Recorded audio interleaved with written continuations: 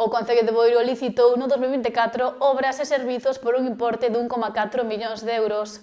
Actuacións como a instalación de rueiros en Runs e en San Mauro ou a reforma do mercado de abastos. Mañá remata un ano intenso no Concello de Boiro.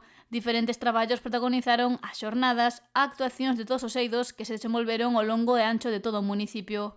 O alcalde boirense, José Ramón Romero, precisou esta mañá que o importe en licitacións ascende aos 1.459.257 euros en obras e servizos en todo o exercicio. A tirade que hai que sumarlle agora é máis de 6 millóns de euros que estamos agora na licitación dos servicios de axuda no fogar, que estamos falando de máis de 6 millóns de euros, que terminou o día 26 deste mes o período de presentación de ofertas e que deixaremos adjudicado agora nos primeiros días do mes de xaneiro deste vindeiro ano 2025.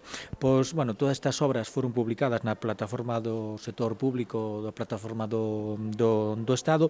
E recordou algunhas das que foron máis significativas para a localidade. Por exemplo, nos rueiros de Runs e San Mauro, que vai a un importe de casi 500.000 euros. Tamén estamos falando que acabamos de finalizar fai uns días a reforma da Plaza de Abastos, estamos falando de preto de 150.000 euros. Tamén a pavimentación da subida de Espiñeira, que estamos a punto de adjudicar, tamén casi por un importe de 150.000 euros, que nestes vindeiros días, agora xa a principios de xaneiro, empezarase con esa actuación, unha estrada que é a entrada a Boiro, que neste momento está un pouquiño en malas condicións. Polo que as obras faránse ao longo de toda esa estrada.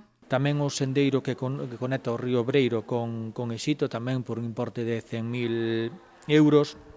Tamén se licitaron camiños existentes no Parque da Cachada cun importe de 55.000 euros. Tamén a renovación de bombeo de Brazos, unha obra tamén importantísima en obra hidráulica, que tamén foron preto de 82.000 euros.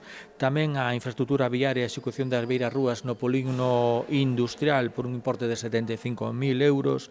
Tamén neste momento que estamos en ejecución o camiño de Nine, unha actuación que se vai a casi preto de 62.000 euros, e tamén a pavimentación en Xián, que estamos falando de preto de 35.000 euros, que tamén se abordarán ahora neste mes de xaneiro, principios de febreiro. Ademais, contratáronse servizos de auditoría, como foi no caso da rede de saneamento, para detectar as súas posibles deficiencias. Tamén o tradicional xantar dos maiores que se licitou, o espectáculo piro musical das festas do verán, entre outras actuacións musicais.